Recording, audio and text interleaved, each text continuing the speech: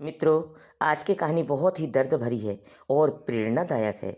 एक सौतेली माँ जिसने अपनी सौतेली बेटी को जंगल में फेंक दिया ताकि जंगली जानवर खा जाए, लेकिन ईश्वर की मेहरबानी के उसे एक बेजुबान बंदरिया ने कैसे पाला। आइए सुनते हैं एक खूबसूरत कहानी। मित्रों, किसी गांव में किसान रहता था एक। उसकी शादी को काफ़ी साल हो चुका था। वह बे औलाद था। फिर उस किसान ने बच्चे के लिए दूसरी शादी की। कुछ महीने के बाद भगवान की दुआ ने उसे दूसरी पत्नी से एक बेटी पैदा हुई। बच्ची दिखने में बिल्कुल परी जैसी लगती थी। उस फूल सी बच्ची को पाकर किसान ने भगवान का धन्यवाद किया और वह पति पत्नी अपनी बेटी के साथ बड़े खुश थे। और किसान ने बड़े प्यार से अपनी बेटी का नाम परी रख दिया। अब वह किसान अपनी दूसरी पत्नी से बहुत ज़्यादा प्यार करता था, लेकिन किसान की जो पहली वाली पत्नी थी उसे यह चीज़ें बर्दाश्त नहीं हो रही थी। वह किसान की बच्ची को एक आंख नहीं देख सकती थी।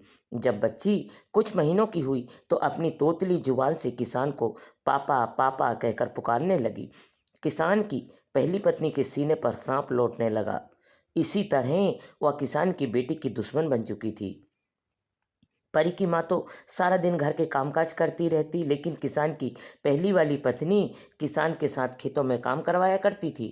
एक दिन किसान की पत्नी खेतों से कुछ सब्जियां तोड़ने जा रही थी। फिर उसने सोचा, आज परी तो घर पर अकेली है, क्योंकि उसकी माँ दुकान से कुछ सौदा लाने गई है। किसान की पहली पत्नी ने इसी बात का फायदा उठाया और परी को अपनी गोद में उठाकर खेतों में साथ में ले गई। अब वह सोचने लगी, मैं इस लड़की को खेतों में ही छोड़कर चली जाऊंगी ताकि इसी जंगली जानवर खा जाए और मेरी जान को इस लड़की से छुटकारा मिल जाए। अब वह चलते चलते अपने खेतों से भी काफ़ी आगे एक जंगल में चली गई और उसने बच्ची को अपनी गोद से ज़मीन पर फेंक दिया और फौरन से वापसी की तैयारी कर ली। उस जालिम औरत के दिल में जरा रहम ना आया। वहाँ से चली गई। अब वह मासूम बच्ची झाड़ियों में इधर उधर फिरने लगी। अभी वह इतना चल नहीं पाती थी, क्योंकि वह बहुत छोटी बच्ची थी। मित्रों, कहते हैं ना, बच्चा भगवान का रूप होता है। इसी तरह उस मासूम बच्ची को भी अपने अपने नुकसान का कोई पता नहीं था। वह बच्ची रोती रोती उस जंगल में सो गई। जब उस बच्ची की आंख खुली तो वह पापा पापा कहकर अपने किसान पिता को पुकारने लगी और भूख से बिलखने लगी। उठकर चलने लगी। चलते चलते वह एक घने जंगल में जा पहुंची, जहां एक पेड़ पर एक बंदरिया अपने बच्चों के साथ रहती थी। और उसी पेड़ की दूसरी साइड एक छोटी सी कुटिया बनी हुई थी, जिसमें एक साधु रहते थे। लेकिन उस समय वह साधु कहीं भिक्षा मांगने के लिए निकले हुए थे और वह बंदरिया भी उसी साधु बाबा के पास रहती थी। साधु बाबा उस बंदरिया को बहुत ख्याल रखते थे। जब उस बंदरिया ने छोटी सी मासूम बच्ची को रोने की आवाज़ सुनी तो बच्ची को उसने जल्दी से गोदी में उठा लिया, लेकिन वह बच्ची माँ माँ पुकार कर रोने लगी। उस बंदरिया ने जल्दी से पेड़ों से कुछ फल तोड़े और उनका रस निकालकर उस बच्ची को पिलाने लगी। बच्ची रस पीने से थोड़ा सुकुन महसूस करने लगी। वह बंदरिया बच्ची से बहुत प्यार करने लगी। कभी उसकी जुएं निकालती, कभी उसके गालों पर हाथ हालती थी, बिल्कुल वैसे ही जैसे एक माँ अपने बच्चों से प्यार करती है। बच्ची को भी माँ जैसी गोद का सुकून मिलने लगा और बंदरिया की गोद में सो गई। उस बंदरिया ने काफ़ी दिनों तक उस बच्ची को ऐसे ही ख्याल रखा। उसकी भूख प्यास हर चीज़ का एक माँ की तरह ख्याल रखी थी।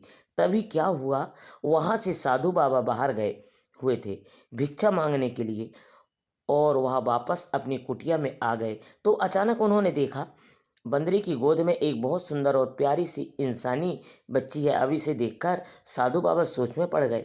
साधु बाबा ने फौरन उस बंदरिया से बच्ची को अपनी गोद में ले लिया और अपनी कुटिया में चले गए और उस बच्ची से उसका नाम पूछने लगे। लेकिन बच्ची तो अभी बहुत छोटी थी और वह इतना बोल नहीं पाती थी। साधु बाबा सोचने लगे, पता नहीं यह किसकी बच्ची है और कहाँ से आई है। फिर साधु बाबा प्यार से उस बच्ची का ख्याल रखने लगे। उस साधु बाबा ने उस बच्ची का नाम उजाला रखा, क्योंकि वह बच्चे इंद्र की अप्सराओं की तरह सफ़ेद थी। अब वह बच्ची अपनी कुटिया से बाहर निकलकर हर रोज़ उस बंदरिया के बच्चों के साथ खेलती और बंदरिया सुबह शाम उस इंसानी बच्चे की बड़े प्यार से देखभाल करती थी। वह बंदरिया साधु बाबा का ख्याल तो रखती थी, अब वह इंसानी बच्ची का भी बहुत ख्याल रखती थी।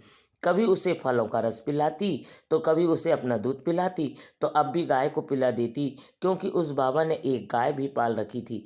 जब वह 6 साल की हो गई तो वह साधु बाबा को बाबा बाबा कहकर पुकारने लगी और उस बंदरिया को ही अपनी माँ समझती थी, क्योंकि वह बच्ची उन बंदरिया के बच्चों के में ही पली बड़ी थी। बाबा जब भगवान भोलेनाथ की पूजा पाठ करते तो वह बच्ची भी उन्हीं के पास बैठकर भगवान भोलेनाथ की पूजा पाठ करने लगती थी। जब वह मंत्र पढ़ते तो वह बच्ची भी मंत्रों को पढ़ती। बाबा ने उस बच्ची को बहुत अच्छे संस्कार दिए थे। अब वह बच्ची 15 साल की हो चुकी थी। अब तो उजाला पहले से भी ज़्यादा खूबसूरत दिखने लगी थी और जंगल के जानवर, परिंदे और बंदरिया ही उसके दोस्त थे। वह बंदरिया उजाला को सूखी सूखी लकड़ियाँ जंगल में इकट्ठी करके लाकर देती और वह बाबा और खुद के लिए बंदरिया के लिए भोजन बनाती। एक दिन वह साधु बाबा उजाला से कहने लगे, बेटी, मुझे दूसरे शहर में भिक्षा मांगने के लिए जाना पड़ेगा। मैंने तुम्हारे लिए इस कुटिया में हर चीज़ की बंदोबस्त कर दिया है। तुम्हें कहीं भी बाहर जाने की ज़रूरत नहीं है और बंदरिया तुम्हारे साथ होगी। इसकी तेरी देखभाल के लिए छोड़कर जाता हूँ। यह बंदरिया तो तुम्हें जंगल से लकड़ियाँ लाकर दिया करेगी और नदी से पानी भी यही लाकर देगी। बस तुम इस कुटिया के अंदर ही खाना बनाना और तुम बाहर बिल्कुल न निकलना। मित्रों, इतना कहकर वहाँ से वह साधु बाबा चले गए।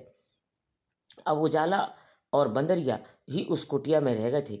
उजाला अब साधु बाबा की तरह ही कुटिया में बैठकर भगवान शिव की पूजा पाठ करती और उसके इर्द गिर्द बंदरिया के बच्चे और बंदरिया बैठकर उसके मंत्रों को सुनते।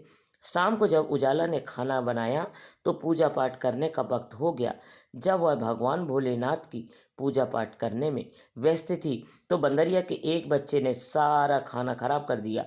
जब उजाला ने पूजा पाठ करके उठी तो उसने देखा बंदरिया ने सारा खाना खराब कर दिया है।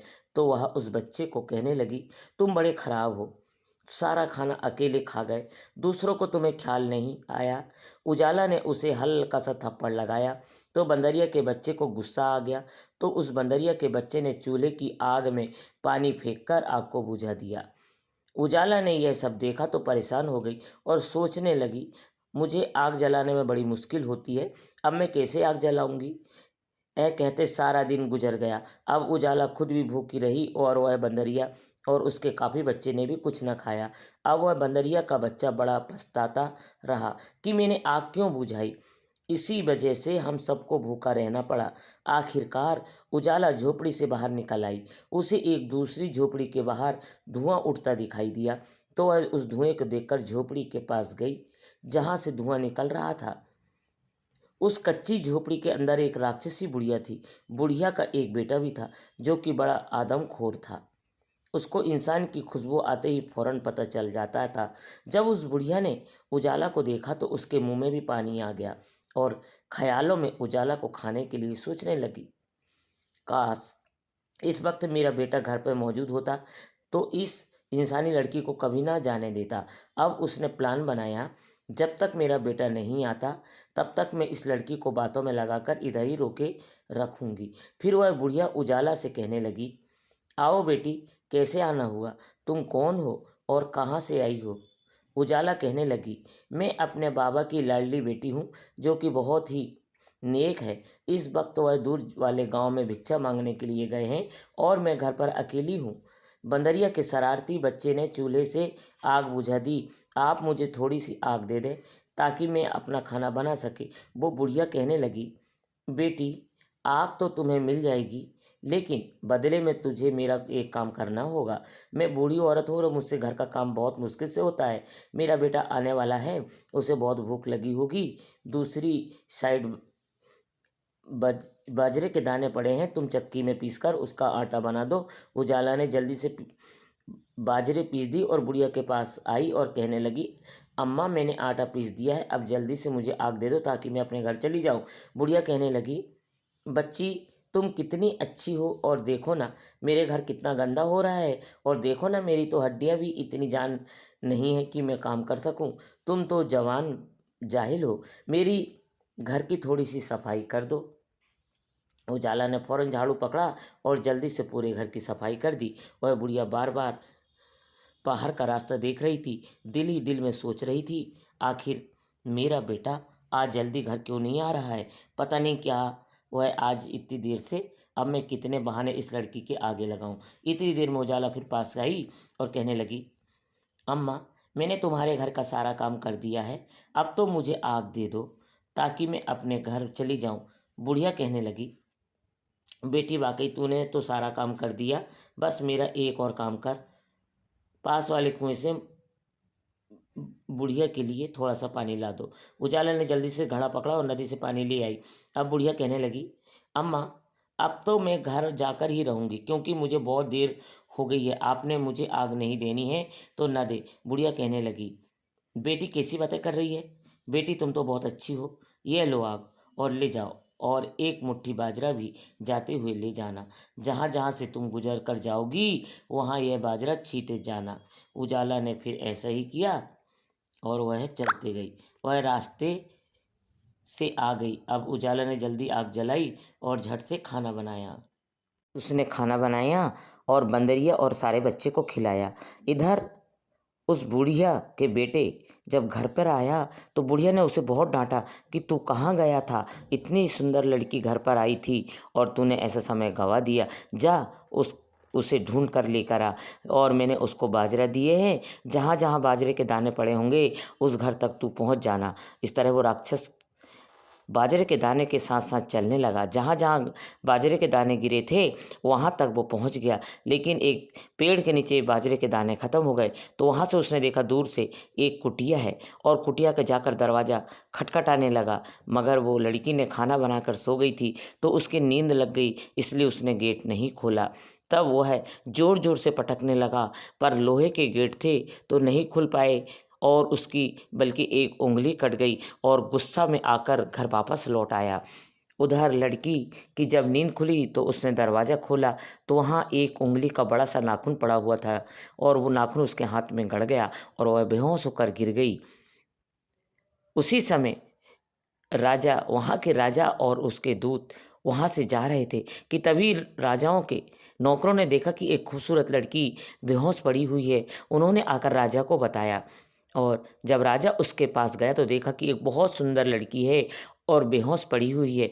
तो उसके सीने पर हाथ लगाकर देखा, उसकी धड़कन चल रही थी। उसने